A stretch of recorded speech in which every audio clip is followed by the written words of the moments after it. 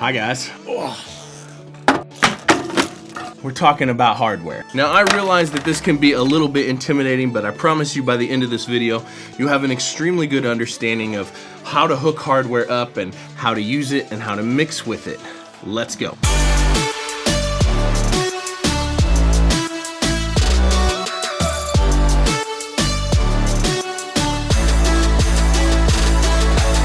So before we get too far into this, I would like to tell you guys about the Crimson 7-Up. So this was specifically designed for use with the Shure SM7B, and basically it's a line level booster. There's transformers in here that was picked and designed for use with that microphone.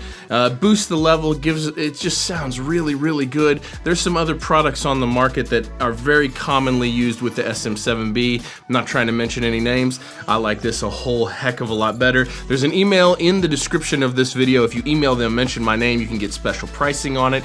I think it's $125 US special pricing, and that deal will run until the end of October. So go check that out. I want to do a specific video on this, but I'm having a hard time getting a piece of music that's not going to be copywritten and ripped down off of YouTube. So stay tuned. If I can get a video done for this, I will as soon as possible, but it sounds awesome. I used it on every single song since I got it. So the most common types of outboard gear can be broken down into about 5 categories. You're going to see me reading a lot of notes because I've got a lot to talk about and I've got it all very clearly laid out here. So in my opinion, the 5 categories are preamps, EQs, compressors, converters, effects like reverbs and delays and choruses and whatnot, and then like a whole bunch of other random stuff. I guess 6 categories. There's pretty much a piece of hardware out there for anything you'd ever want to accomplish, but those are kind of the most common things, and if you're watching this video, this is probably the things you're most interested in, so those are the things I'm going to focus on in this video. So pretty much all hardware that we're going to discuss in this video falls under one of 3 categories: solid state, tube, or digital. For instance, an EQ, there are solid state EQs and tube EQs and digital EQs that all come in a hardware rack. And so regardless of what type of gear you're looking for, a preamp or a compressor or whatever, it's going to fall under one of these categories. Now every piece of hardware has an input and an output. And most of the time this will be in the form of either an XLR or what we call a TRS. So this is an XLR, this is the male side of an XLR, and this is the female side of an XLR. So those are the male and female, and they literally just, do what males and females do. This is a TRS, and basically this means tip, ring, and sleeve. And so almost every piece of hardware is going to have a connection of one of these types, with the exception of digital connections. The other kind of connection is called a DB25, and it's very common for like interfaces and stuff to have this sort of connection. And basically this is a batch of 8 channels in a snake, all through the same connector right there.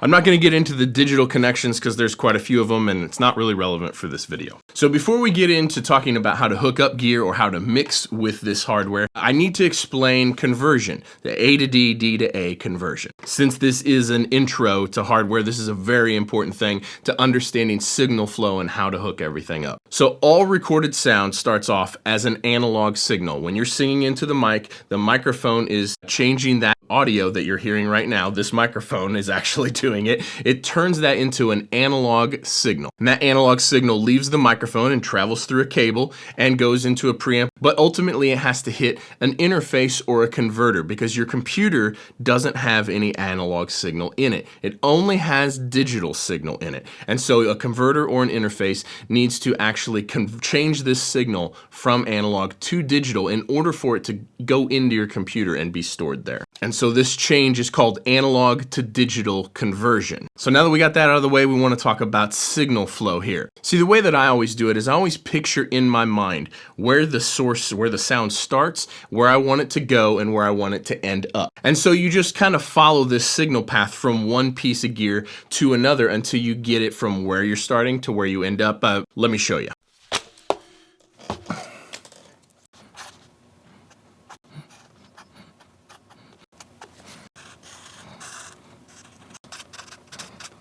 So if you're recording a vocal, here's you, here's the microphone. The signal has to go from the microphone to the preamp. and then it has to go out of the preamp into the compressor if you're going to use a compressor, super common when you're tracking vocals. Then it needs to leave the compressor and go into the interface that's going to convert it into a digital signal that can then go into your computer. Microphone, out of the microphone into the preamp, out of the preamp into the compressor, out of the compressor into the interface, out of the interface into the computer. Signal flow for tracking vocals.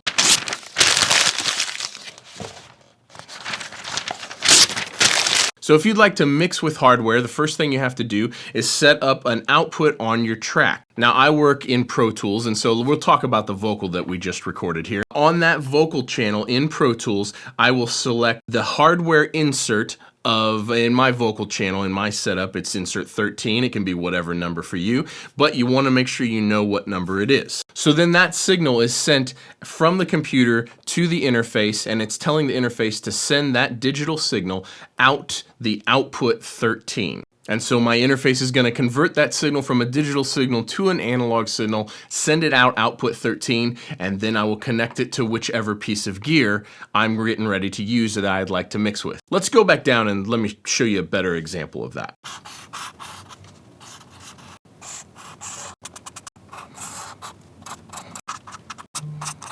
Okay, now we're going to take that same vocal track we just got done recording, and we're mixing the song now. So we've got the vocal track on our session in Pro Tools or whatever DAW you're using on our computer, and we want to use this EQ or compressor or whatever piece of hardware you would like on this vocal in the session while you're mixing. Here's what that looks like. So on the vocal track in your DAW, we're using Pro Tools in this example because it's what I have and it's what I use.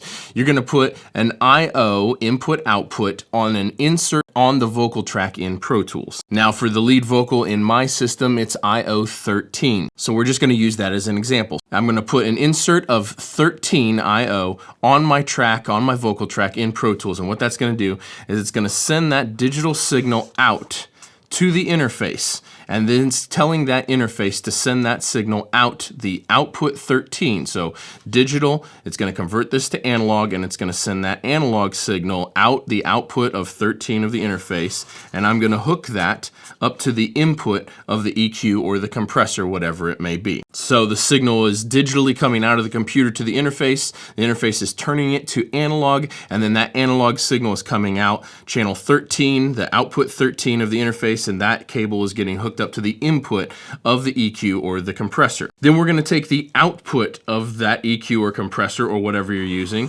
and that's going to run back in to the input 13 on the interface. And that interface is going to convert this signal back to a digital signal, which then sends it back to your computer and puts it back on that channel in Pro Tools or in whatever DAW that you're using. So recap, because this can be confusing. You've got your vocal channel in Pro Tools, you're putting an insert of I/O 13 or whatever number is actually hooked up, that's the important thing. On the vocal channel, that is sending a digital signal to the interface, which is converting it to analog and sending it out, channel 13, the exact same channel, to your EQ or your compressor, your hardware. So you're going to run into that unit, that hardware unit, and then you're going to run out of that hardware unit back into that same number. In this case, it's channel 13 of your interface, which is going to convert that signal back into a digital signal, which can then be resent back to the computer. And this is called a D to A to D round trip. Now, when you're mixing with hardware, there's what they call latency. And basically, it's the time that it takes for the computer to send the audio out, for the interface to convert the audio to analog, and then for the audio to be converted back to digital and then sent back to your computer. So this is a digital to analog to digital round trip. Now, whatever piece of gear you're actually using here, whatever analog hardware piece of gear or however many pieces of gear, it doesn't matter because the signal travels through this hardware in the analog domain basically at the speed of light. So this is the non-issue. So really when you're calculating your latency, you can actually not even hook anything up. You can just run out of your computer to your interface and then hardwire jump out 13 back into 13 and then back to your computer, because that's the trip that you're calculating, is this right here. That's the round trip. So I'm gonna put a link in the description of this video to an old video that I did way back in the day talking about how to calculate the latency within Pro Tools when you're using a Universal Audio Apollo interface, and this will help you in the latency department. I hope that this helped you figure out how to incorporate some hardware into your workflow, how to hook it up, how to mix with it if that's what you're into. There's plenty more to talk about when it comes to this stuff, so stick around, make sure you hit that subscribe button and the bell icon next to it, so that way you get notified when I drop up new videos just like this one. It would mean the world to me if you would share this video with your friends if you got something out of it, and don't forget to give me a thumbs up and drop me a comment to help the algorithm out. Y'all are literally the best. Thank you so much for stopping by for another video. I'll see you in the next one. Peace.